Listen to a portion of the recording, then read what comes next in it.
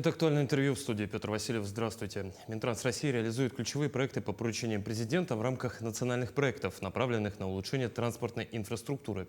Как реализуются поставленные задачи у нас, в Якутии, мы сегодня поговорим. Наш гость студии Владимир Сивцев, министр транспорта и дорожного хозяйства Республики Саха-Якутия. Владимир Михайлович, здравствуйте.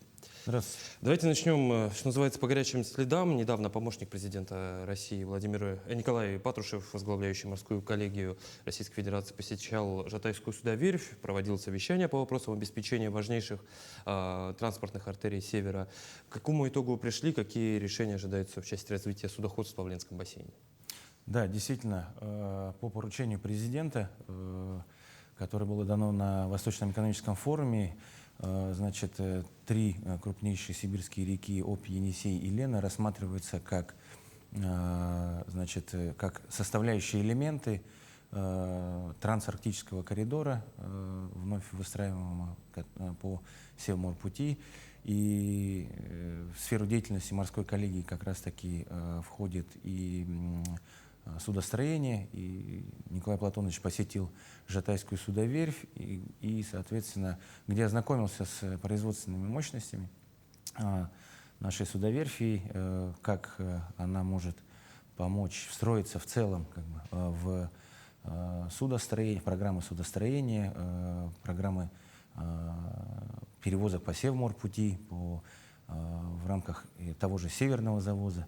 И действительно, судоверфь может и должна стать, соответственно, непосредственным важнейшим элементом по обновлению флота в Ленском бассейне. А Ленский бассейн сам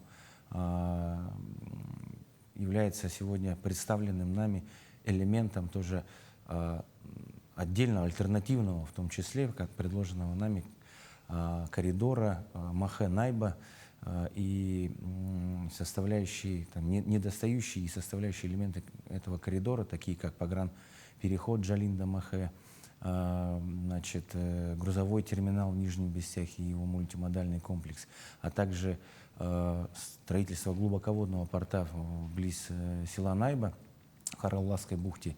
Это вот все было представлено, все эти элементы, все эти проекты, как они реализуются и какой потенциал они в себе несут. Мы как раз-таки эти вопросы и обсуждали, и презентовали новый альтернативный такой коридор Махе-Найба, который в том числе может, значит, существенно сократить по срокам доставку грузов с Китая до Европы. Николай Платонович какую-нибудь оценку дал нашей судоверфи? Тем более я знаю, что там строится, по-моему, второе судно в дни посещения его.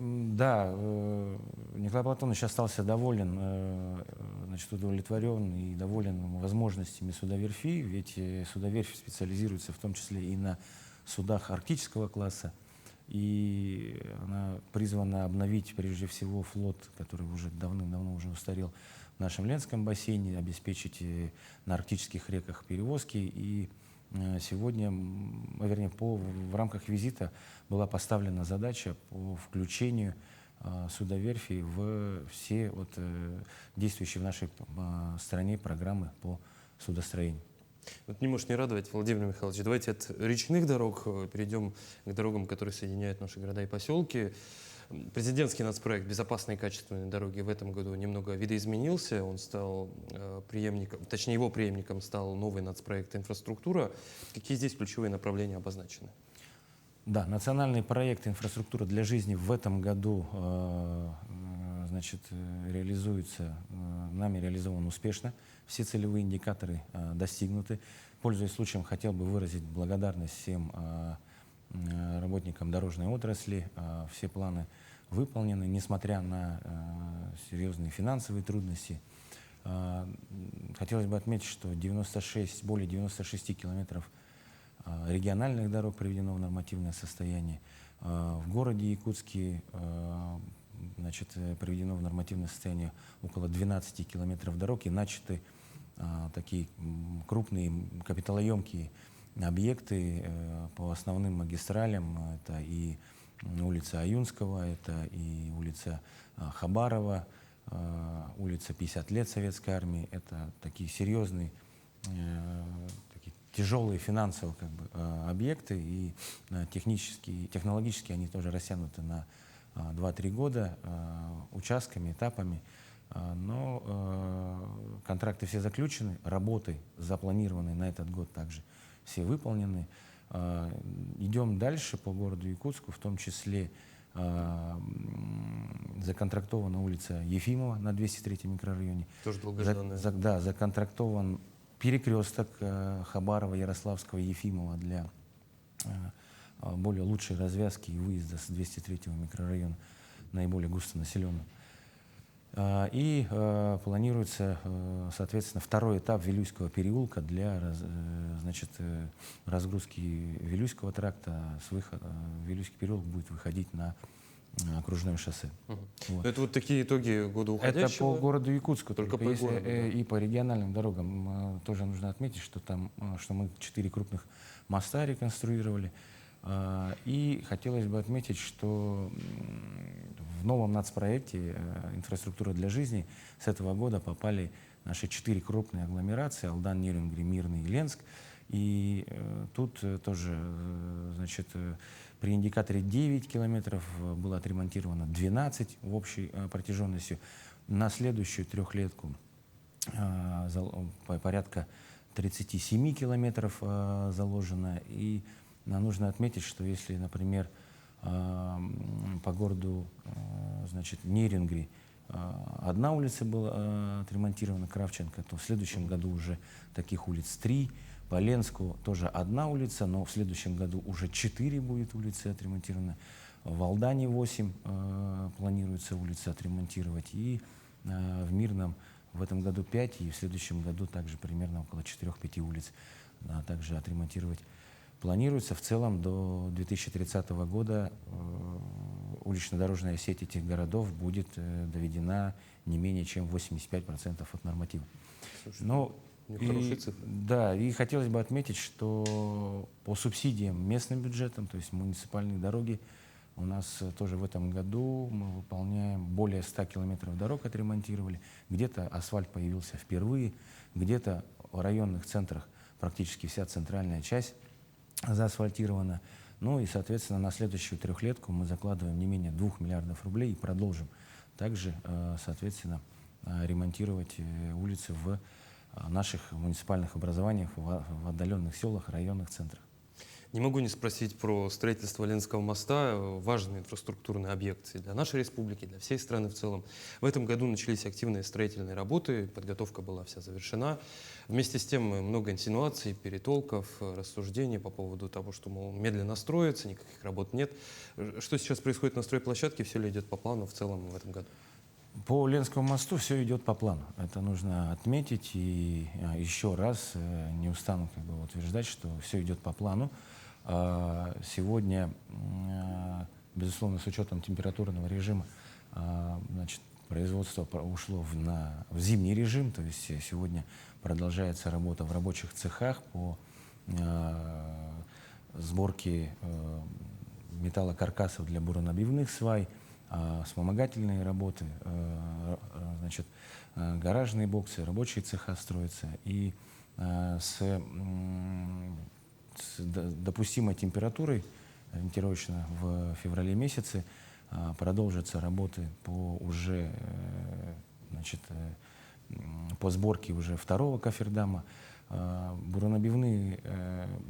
Буровые работы также продолжаются, тоже зависит от температурного режима. Нужно отметить, что объект капиталоемкий. Мы применяем практически все механизмы возможные, которые для привлечения финансирования. И вот буквально уже на этой неделе доведены дополнительные средства до нашей республики, 4,7 миллиарда рублей. Это казначейский инфраструктурный кредит, который пойдет в оплату уже выполненных работ. И мы ожидаем до конца года еще дополнительного опережающего финансирования из федерального бюджета в размере 1,3 миллиарда рублей.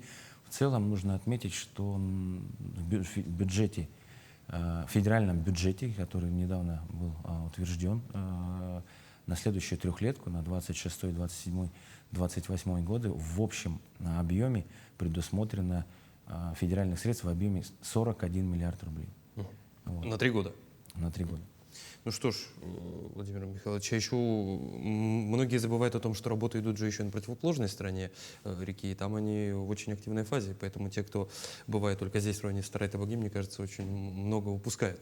Давайте поговорим еще об аэропортах. Якутия у нас является регионом-лидером по количеству сданных в эксплуатацию объектов аэропортовой инфраструктуры, опять же в рамках президентского нацпроекта. Какие дальнейшие планы по реконструкции воздушной гавани у нас в республике? Да, благодаря поддержке президента нашей страны Владимира Владимировича Путина было реконструировано 11 аэропортов, еще продолжается порядка 5, это Алепминск, Полярный, значит, и планируется завершение Нюрбы, Тикси и новое строительство аэропорта в Зырянке. Вот. Но кроме нового строительства и реконструкции, нужно отметить, что с этого года начала свою работу программа по капитальному ремонту. И туда вошли 16 аэропортов, 9 из которых по 9 из которых уже законтрактованы работы. Различные работы, это и замена светосигнального оборудования, это и строительство значит, быстровозводимых модульных зданий аэровокзалов, такие, например, это в Среднеколымске, да, и, соответственно, работа по капитальному ремонту взлетно-посадочных полос, это такие как аэропорты Ленск, Усть-Куйга и Хандыга, например. Уже в Ленске уже там строительная готовность 27%, то есть работы продолжаются, соответственно, это позволит